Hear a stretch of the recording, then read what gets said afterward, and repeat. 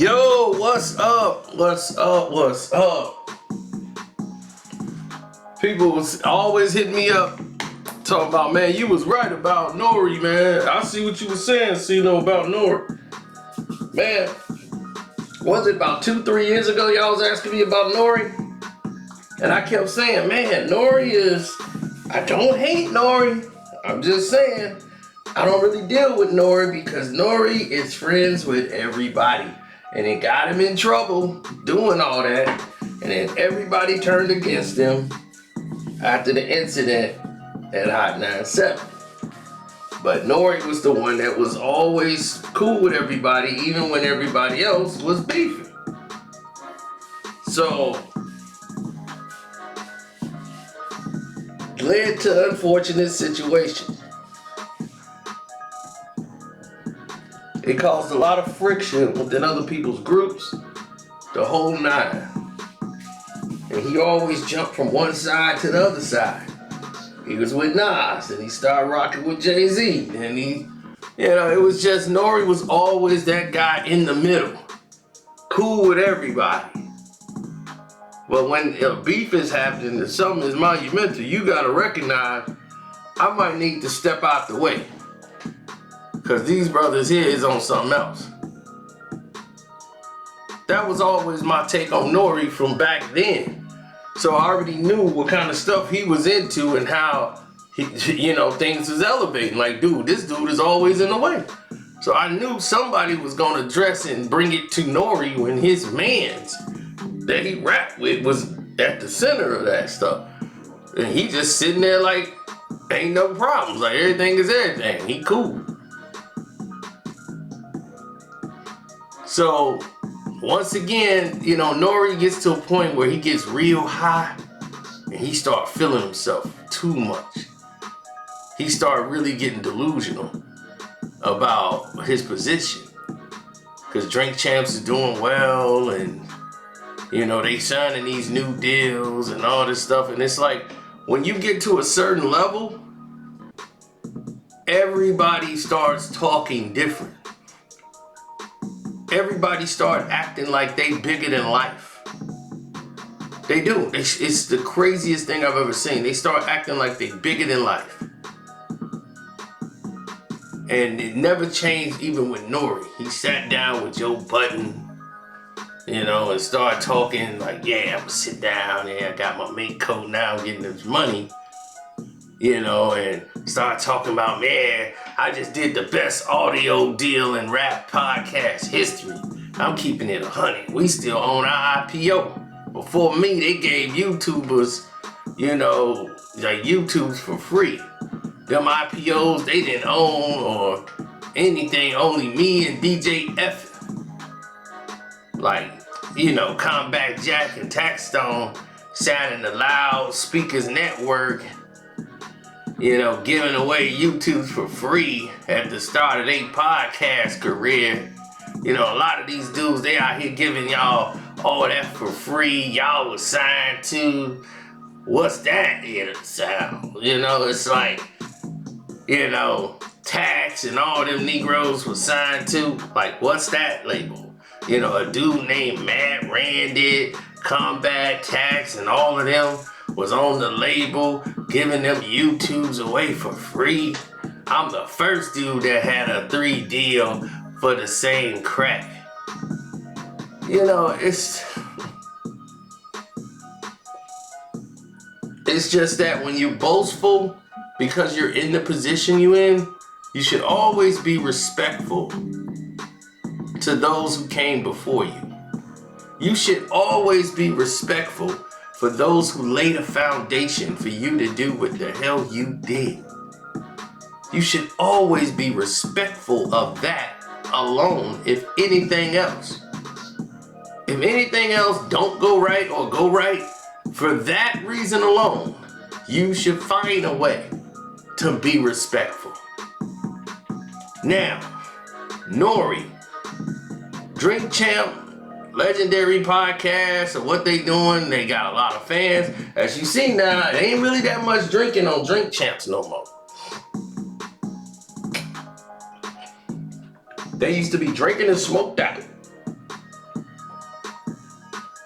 And I never really liked the show because they would get drunk and just get belligerent to the point where they don't even know what's going on really. They used to get too messed up. Now,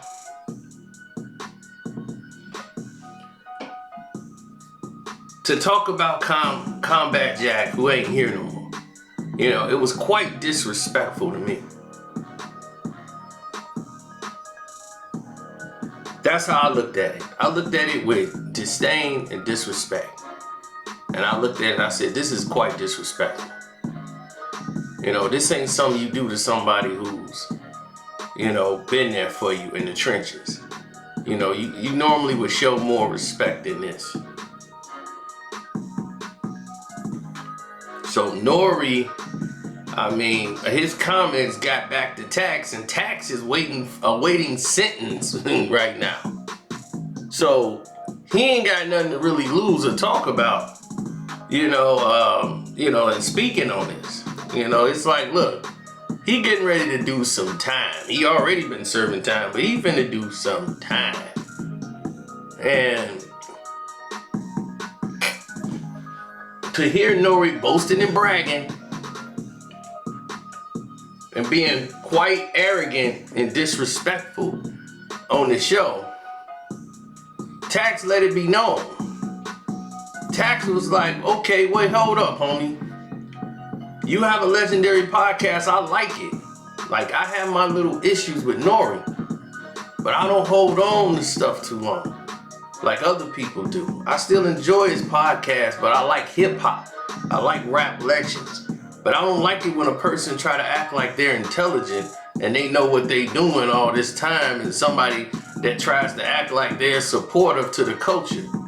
Like when he posted that Kanye West interview, he felt that was a slight towards the culture. And the reason he felt that was a slight to the culture is because you're not protecting the person that's coming on there giving you this content. They're basically finna torpedo your entire everything you've done. So now you had to pull that and go against Kanye West, and that made the culture look bad. You know, so it's like you really didn't address a lot of the situations that was put out there, you know what I'm saying? So he did a lot of interviews that ultimately hurt the culture, he felt like.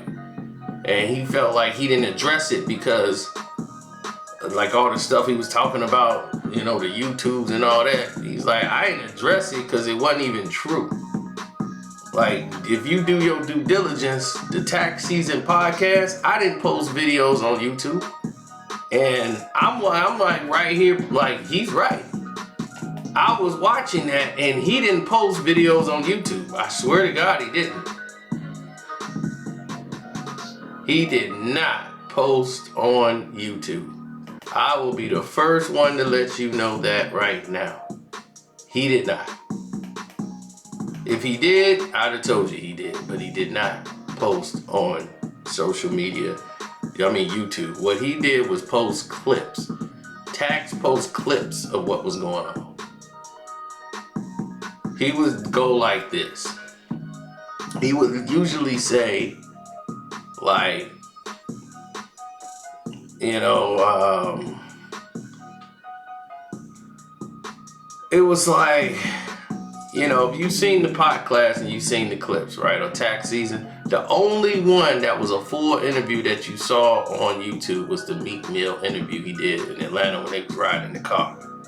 He didn't even post the videos on YouTube of his podcast. He actually have all of his videos on his hard drive because he knew that that was a different form of revenue that he could get. But as far from getting paid and all that stuff, he's like Combat Jack, who he disrespect, and rest in peace to Combat Jack. He said he got us the ads. That's how we got paid in the beginning. That was the very beginning of podcasts, really. He said, you know how hard it is and how hard it was to even get a company to believe in doing, like, supporting and putting an ad on a podcast back then? He said, but they seen these podcasts is doing $300K a week, And then that's when they start selling products like Casper mattresses and bevel blades. And they seen the products moving so fast, and they was like, yo, this is another place to promote and advertise. And it's like, wow, why are you, Nore, why are you happy that somebody didn't succeed? Like, why would that be a part of your agenda? This is your agenda, and happiness is to see somebody fail?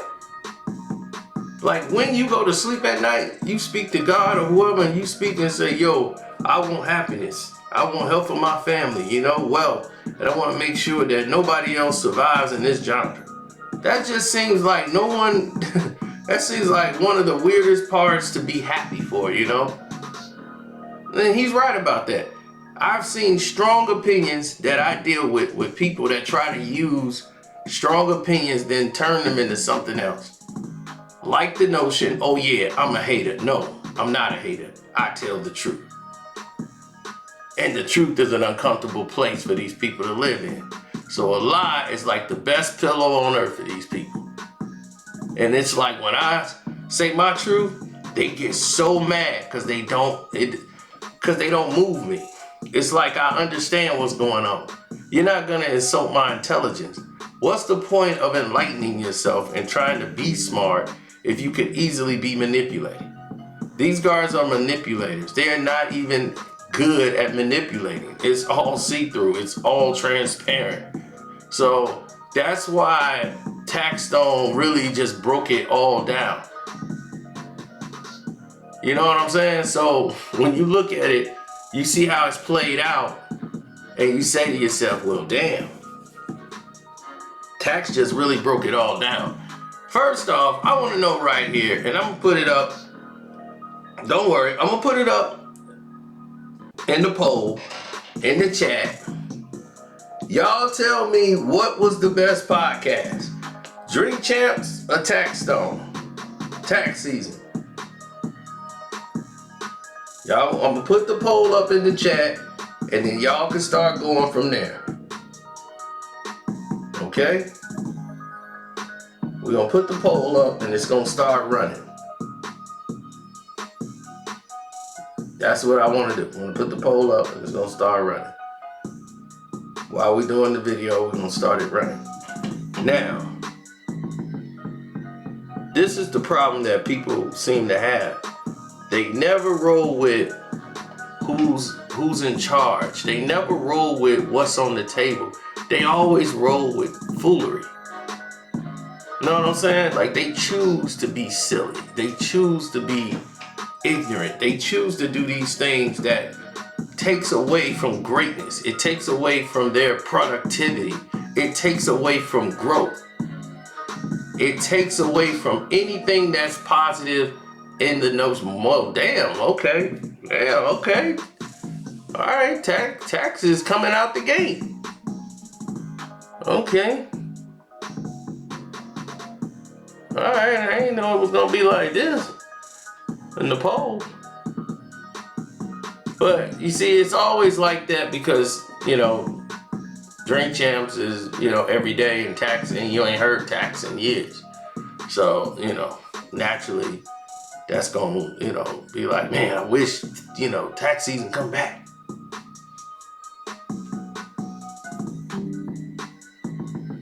I'm so thankful that was a podcast that actually worked. I didn't listen to a lot of it, but when I did, it was raw. And then you got people like Joe Budden, Nore, who was basically on there and talking about failing podcasts and mocking rappers with failing podcasts. And saying they selling their butts out there to have a podcast that works. It's oversaturated because not everybody can do a podcast. You can have a very popular name and it don't mean anything. They had Amy Schumer, the comedian. She's not built for podcasts, but Spotify gave her a deal straight through the door without any experience or nothing and said, hey, we got Amy Schumer. But it don't work like that. Her fans did not resonate and come over to the new format. Her fans did not come over and say, hey, this is what we do here.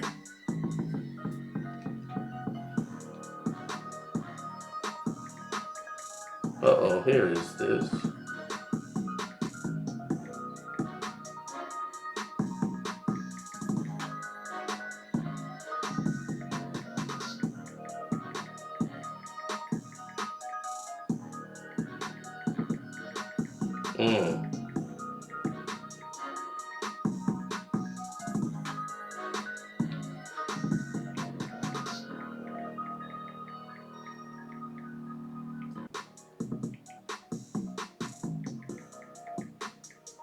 Sorry, just doing this.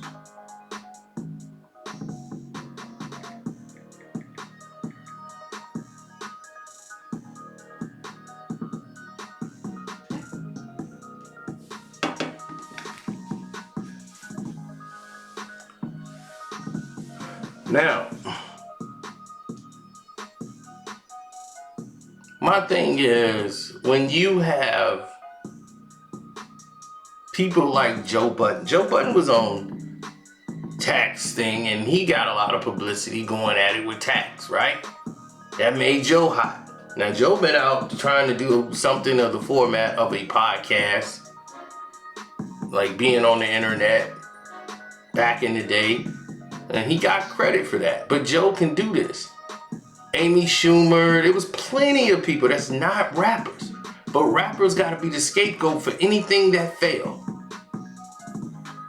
Right? Anything that failed, they try to run to that avenue and say, oh, they doing this, oh, they doing that.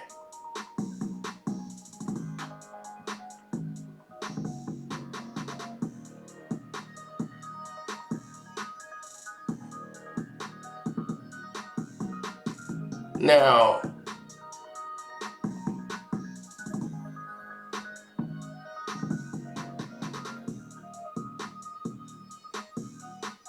a lot of people could not like Tax, but to say what he said in there, that wasn't lying.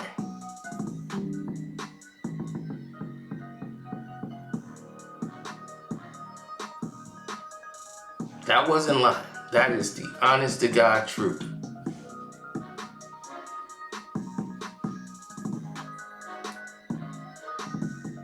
A lot of people do things and they don't show love. They don't show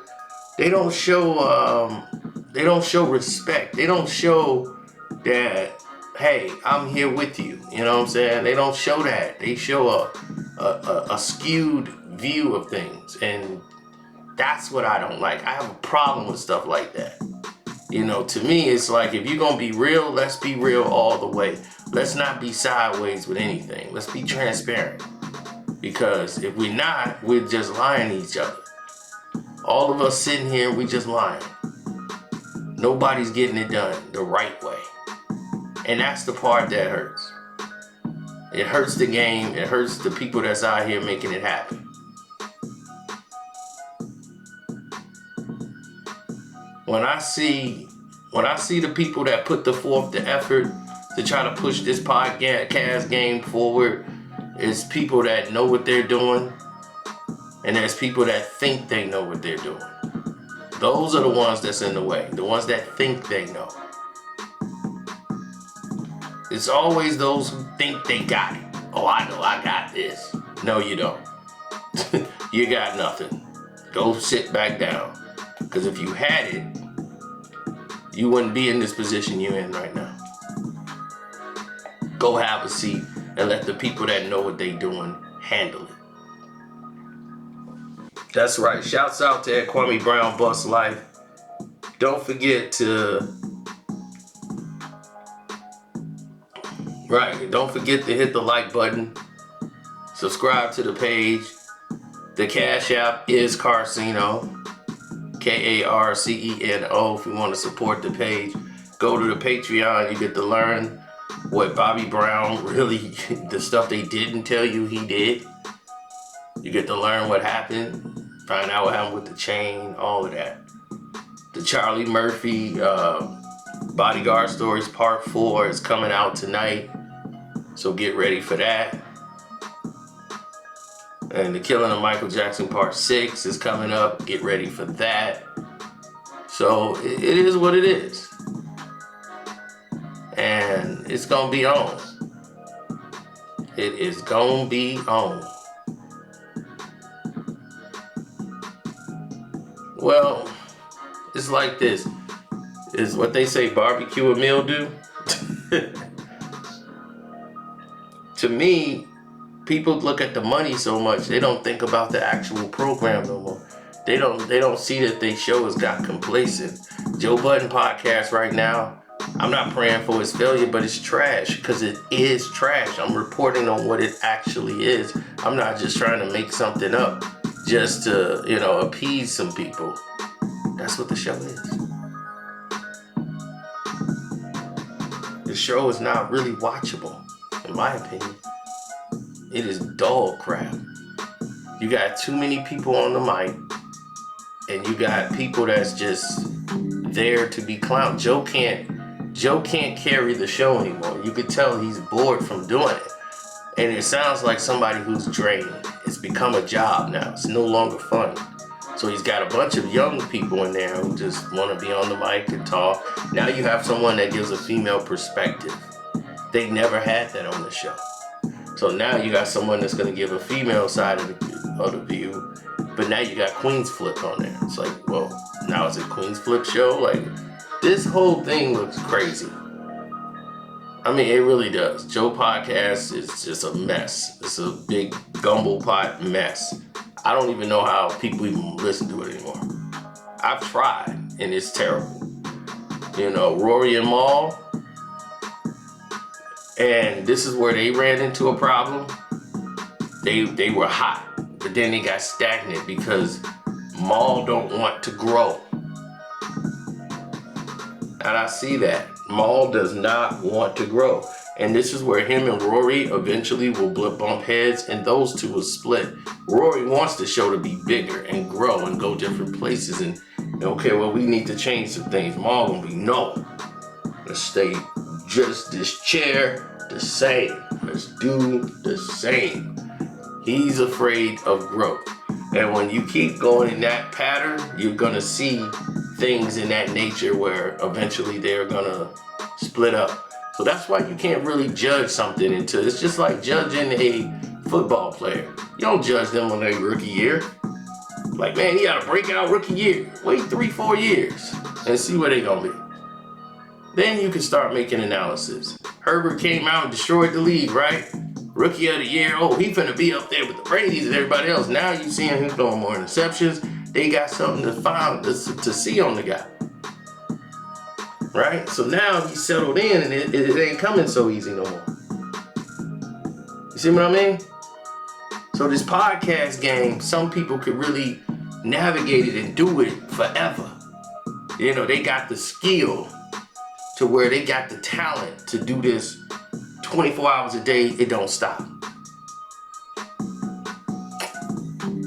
But where are those guys at now? If Tax didn't mess himself up, where would he be with his podcast game? He gonna be saying that for a long time. He let his emotions and bad decisions get the best of him.